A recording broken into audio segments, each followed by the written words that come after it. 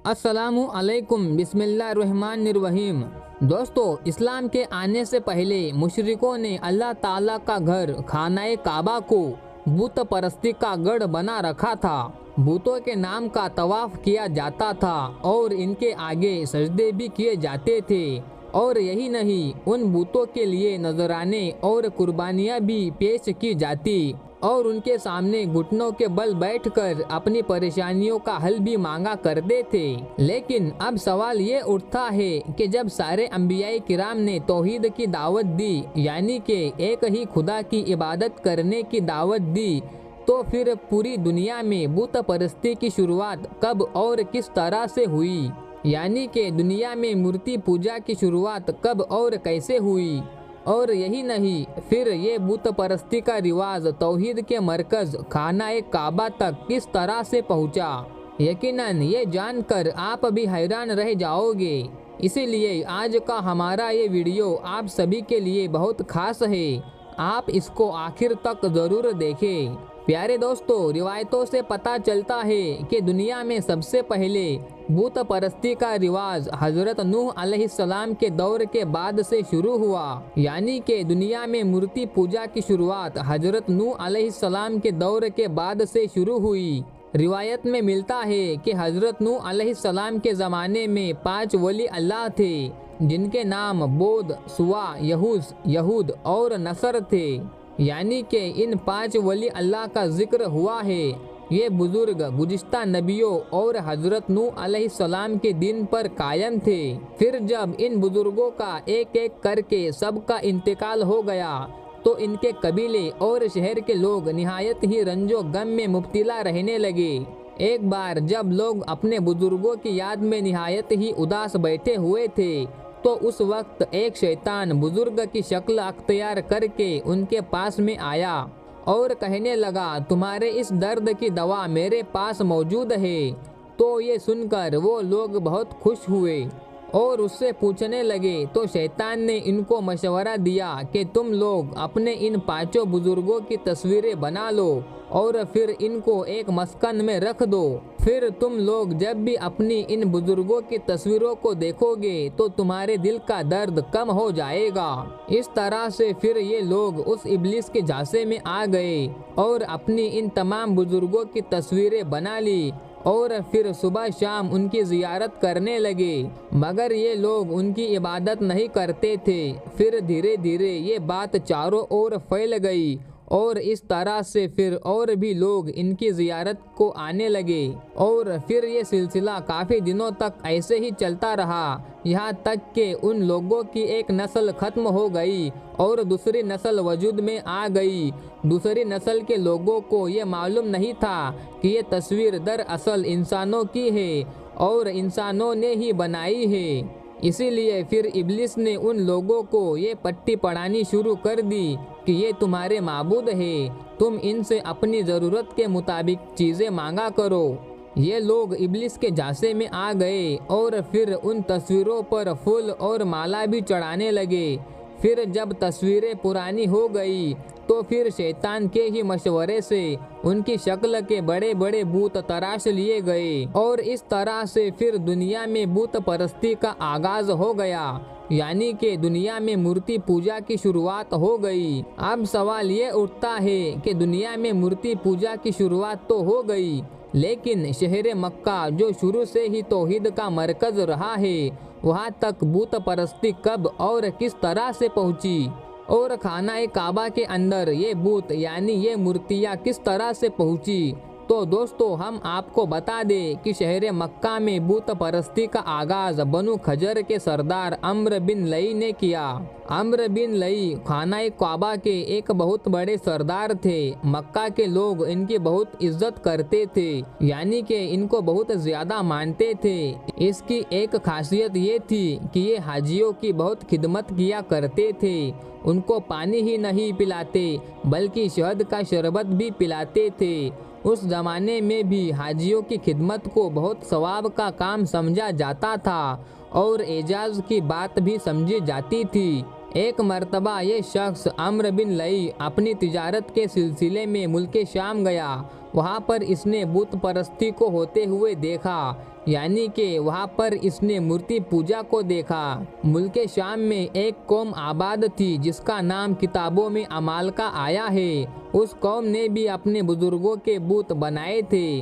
उन लोगों का कहना था कि मानते तो हम एक ही खुदा को है, लेकिन क्योंकि हमें हमारा खुदा नज़र नहीं आता, इसीलिए हमें लगता है कि हमारे खुदा तक हमारी कोई बात नहीं पहुंच रही है। यही वजह है कि हमने यहाँ पर अपने छोटे छोटे खुदा बना लिए हैं। इनमें से कोई हमारा हवा का खुदा है, तो कोई हमारा पानी का खुदा है, तो कोई रिस्क का खुदा है। हम अपने खुदाओं से बात करते हैं, इसीलिए फिर हमारी सिफारिश ये हमारे बड़े खुदा से कर देते हैं, क्योंकि ये हमारी आंखों के सामने होते हैं, इसीलिए हमारी इबादत भी इनके सामने अच्छी तरह से हो जाती है। अम्र बिन लई जब उन लोगों से ये बात उसने सुनी तो उसको ये बात बहुत पसंद आई, इसीलिए फिर उसने वहाँ से एक मूर्ति खरीद ली और वापस आकर उस मूर्ति यानी बुत को खानाए काबा में रख दिया। उस बुत का नाम हुबल था।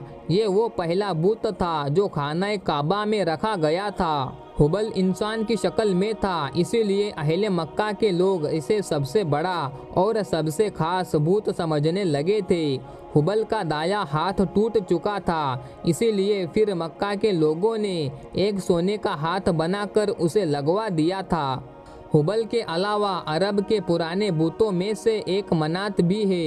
ये भी एक मस्कन में रखा गया था। फिर लात और हुज्जा नामी बूत भी वजूद में आ गए थे। इस तरह से फिर ये तीनों बूत अरब के बहुत बड़े बूत बन गए थे। इसके बाद अरब में हर जगह बूत और बूत परस्ती ने कदम जमा लिए थे। फिर ज़माना-ए जाहिलियत में सफ़ा और मरवा पर भी दो रख दिए गए थे। सफ़ा पर जो रखा गया था इसका नाम इसब था, और जो बूत मरवा पर रखा गया था उसका नाम ईला था। इसके बाद अम्र बिन लई वही बात कहने लगा जो बात अमालका के लोग अपने बूतों के बारे में किया करते थे। इसके बाद अम्र बिन लई मक्का के बाकी कबीलों को भी दावत देने लगा और कहने लगा कि वो भी अपने अपने बूत बनाकर खानाए काबा में लाकर रख दे, लेकिन शर्त ये रखी गई कि वो बूत मक्का के मुकद्दस मिट्टी से ही बनाए जाए। इस तरह से फिर पूरे मक्का में बूत परस्ती की शुरुआत हो गई। इसके बाद मक्का का ये रिवाज हो गया था कि जिस कबीले का बूत खानाए काबा के अंदर रखा होता था, ये उनके लिए बड़ी एजाज़ की बात होने लगी थी। आप सभी को मालूम है कि अरब के कबीले अपनी मोहब्बत और दुश्मनी दोनों के लिए मशहूर थे। अब जिस कबीले का मक्का वालों के साथ में झगड़ा हो जाता तो उस कबीले का बूत खानाए काबा से बाहर निकाल दिया जाता था। ये उस वक्त उनके खुदाओं का हाल था। कहा जाता है कि अम्र बिन लई के ताबे एक बहुत बड़ा जिन भी था। उस जिन ने अम्र बिन लई को जद्दाह में दफन कौमी के बूतों के बारे में बता दिया था। इसीलिए फिर अम्र बिन लई वहाँ पर गया और बूतों को निकाल लाया और फिर हज के मौके पर उन्हें मुख्तलिफ कबीलों के हवाले कर दिया। और इस तरह से फिर हर कबीले का और हर घर का अपना अपना बूत हो गया।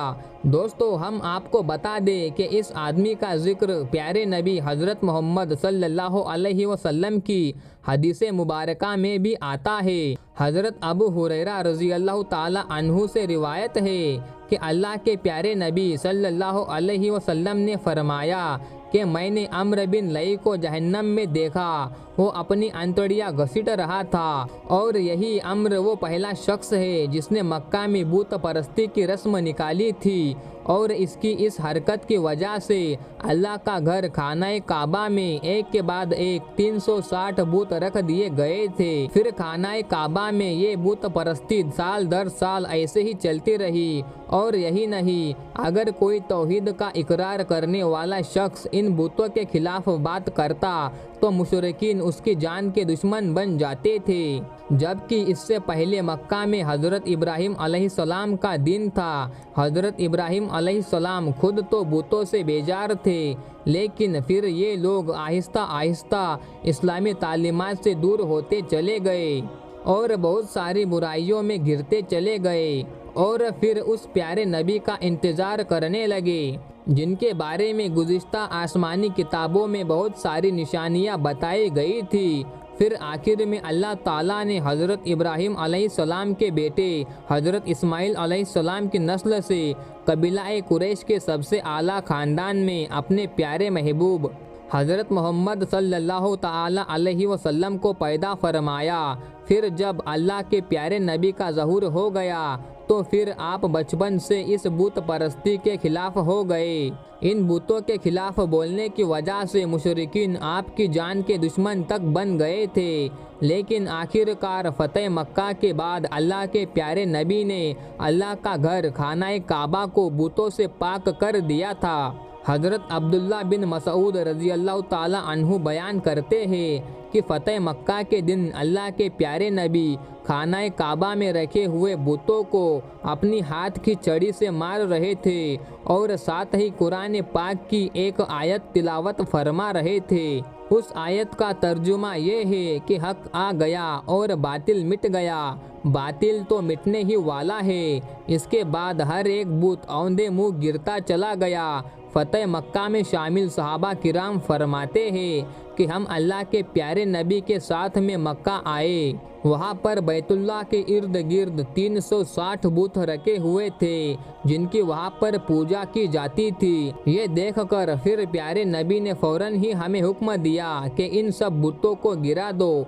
फिर हम सब ने ऐसा ही किया और उन सारे बुतों को गिरा दिया। अल्लाह के प्यारे नबी ने फिर से वही आयत इरशाद फरमाई और इस तरह से आपने अल्लाह के घर को बुतों से पाक कर दिया। अल्लाह से दुआ है कि अल्लाह पाक हम सबको तौहीद पर कायम रखे। आमीन अल्लाहुम्मा आमीन। दोस्तों, अगर आपको ये मालूमात अच्छी लगी हो तो आप इस मालूमात को, इस वीडियो को अपने दोस्तों में और अपने रिश्तेदारों में ज़रूर शेयर करें। और अभी तक आपने इस वीडियो को लाइक नहीं किया है तो लाइक और सब्सक्राइब ज़रूर करें ताकि लाइक करने से वीडियो हर जगह वायरल हो जाती है। तो दोस्तों, मिलते हैं आपको अगली वीडियो में। तब तक के लिए अस्सलामु अलैकुम। अल्लाह हाफिज़। शुक्रिया।